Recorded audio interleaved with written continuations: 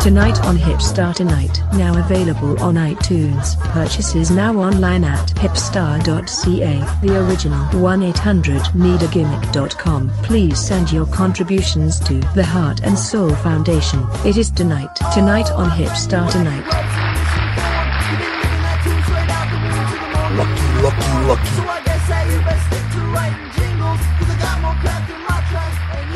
Top of the Tuesday to you.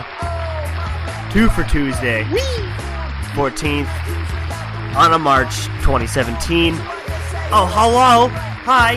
Hey, man, that was still, like, a good time we're having so far. Fuck this weather.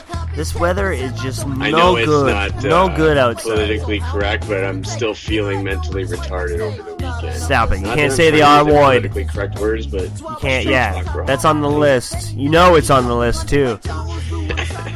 The weather. Talking about the weather. You called me so drunk last night at 4 a.m. and left me a voicemail just reading off the list. You're just saying those words. So I think you'd like have it in your head by now. I've just never heard in the history of internet radio where there's supposed to be no rules. And suddenly we're handed rules because the certain brand that carries these podcasts wants us to put them in a business sort of reflection. Like they're trying to sell our show up to higher ups to get invested in their companies and their websites. And you're going to leave me dry and then tell me what to say and complete disagreement with my freedom of speech and my freedom as just being a guest on this show. I'm not responsible for Tonight on Hipstar Tonight. Let's make that clear. What I didn't like is they didn't do the formal thing of just even asking first. They just talk about the show and saying that they're a sponsor. Oh, you should. Well, you can't do it that way. I mean, we've got emails that we say over and over. Contact us. Websites make us try to sell our own sponsorship and fucking make us create this shit. They won't put a salesman out on the beat for us. Like, we're supposed to just do everything for them. Yeah, and then now there's rules involved. It's just, I'm fucking tired of it. Yeah, if I had all the time, if this was my full-time gig, then I'll devote myself to you. But, I mean, until I'm paid where I can do that, I mean, I'm fucking... I'm on terrestrial radio. I don't know if these assholes understand that. Like, my days of doing Brian Driscoll's standard radio and 90.1 The Heat, all those things are over with, and acting like we're interns for fucking Hits FM to get them money to bring them an audience. It just all those days are over with, and it really pisses me off and insults me that we've now come to this stage of our careers where we're doing our own podcast. But working for the fucking companies and the corporations, the same people that bought TNA Wrestling. And you want to know what happened to wrestling? Ask the corporations. Why don't you go ahead and whip that out? You want me to break kayfabe? Why don't we start talking about how corporations are running the wrestling business? Yeah, and money isn't even real. Money's a fake existence in your mind. It's not real. Time's not even real. Daylight savings time isn't real. None of it is real. It's all fake. It's a stage.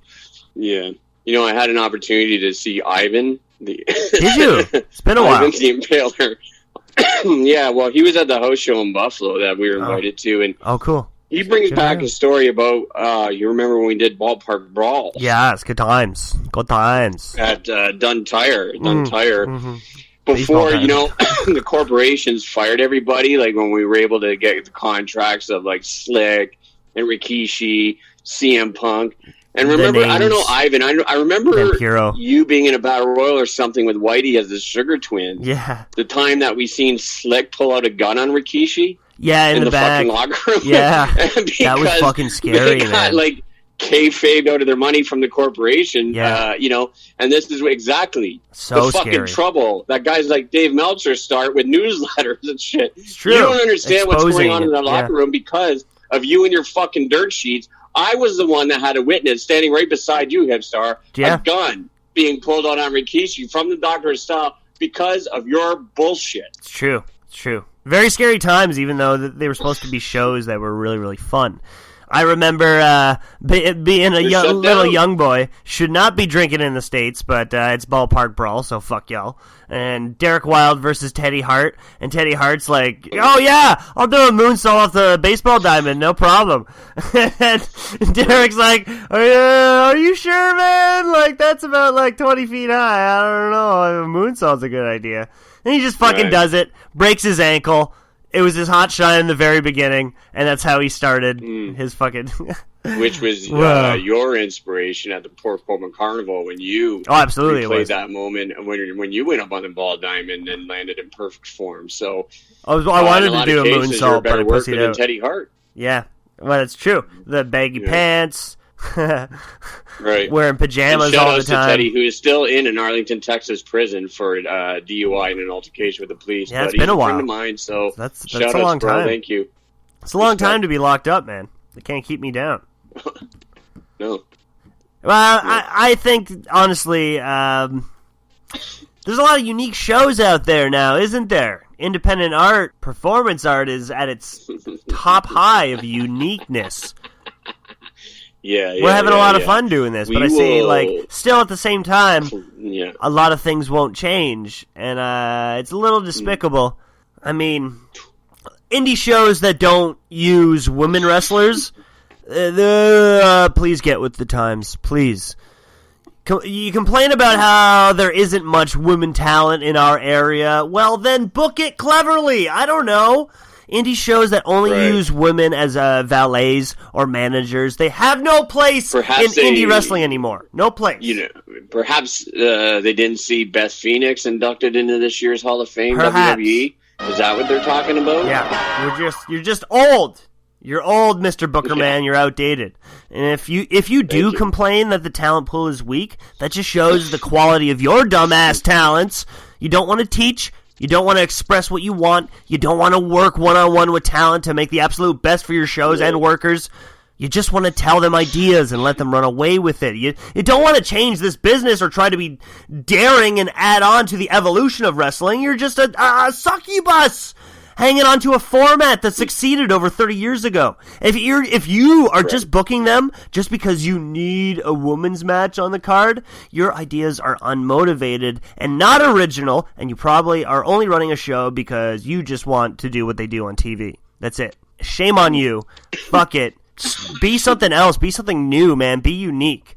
There's a lot of like boy band promotions here in the city, and they're just acting like that, where they think it's just hot chicks and rock and roll music. Rock and roll died, man, years ago. But, Hipstar, a lot of people are out there, especially in the GTA, are trying to explain and are getting away with explaining the fact that we are allowed to accept now different cultures into the wrestling business, and that's why we're not putting up walls much like a Donald Trump. And, well, they're not always just heels now, somebody wants to have a cafe during intermission at their show and sell cafe gimmicks and perhaps do some comedy, perhaps have a rock band, perhaps sell you tickets to another comedy show down the road through your wrestling brand. Perhaps sell leather, sell pizza. The fucking corporations have gone into the indie business, and we've gotten into the indie scene, and now we're sitting at the gimmick table fucking competing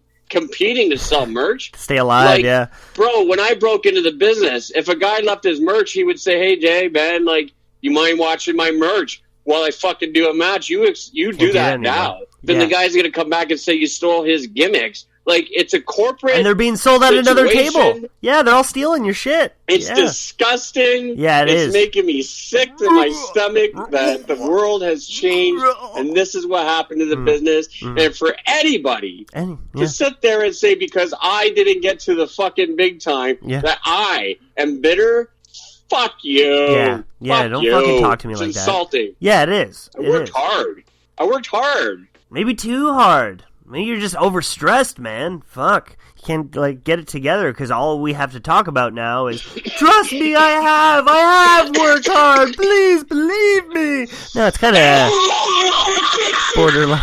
borderline pathetic. Honestly. Shoutouts to Pistol Pete. Yeah. Well, for always believing. You did in the business. Thank you for paving the way, Pete. That's all I want to say. Wouldn't you like another fucking promoter like that again? Sure, it's fucking frustrating, but whatever. I mean, I miss it. I miss it. Handshake deal. Yeah. The handshake deal. What happened to the handshake deal? Yeah. When was that taken out of wrestling etiquette? Now I gotta hold on to all these extra papers. I mean, like, I don't do my taxes. I don't know. I'm being audited. I don't know. Oh, yeah. I can't hold on to it. I'm not organized. I mean, I don't work like that. I'll shake your hand, look you in the eyes, remember your name. Star. At some point, you got to do that because there was a time that I seen Matt Ayers out in handcuffs because of tax evasion. He was running an illegal wrestling company. And, like, he's got, like, welders. He is stolen from his job. Guys working on the weekend to weld up this wrestling ring in his fucking backyard, and he was making such a spectacle of it, like living off the highway, that he was running illegal wrestling events and bringing in fucking stolen meat from Chuck Simpson's rotisserie fucking thing. Where he got it, we don't know. Flea market shows at his house and pocketing the cash. And it's that kind of thing that is a cancer right now and makes me fucking sick to my stomach. Those schemes that aren't necessarily done anymore, it's still part of the tradition. And I think it's very traditional, you know, scamming the boys. Now it's just right in front of your face. It's easy.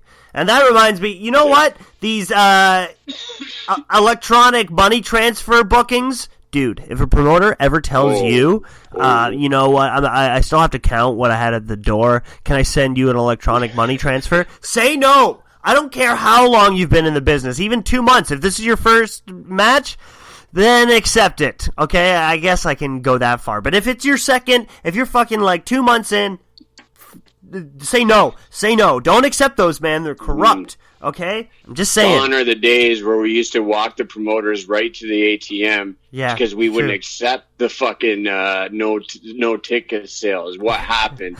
They wouldn't accept it. You would walk the promoter with one of the boys, arm in arm, to the fucking bank machine and get your money. Nobody gave a fuck in those days. Yeah. And now we're pussyfooting around, you know, working free spots to sell promo picks. Yeah, it's man, it's not worth it. It's not worth it. You know, $5 is $5, and $5 isn't always going to come to you. Don't do it. Don't do it, man. It's fucking corrupt.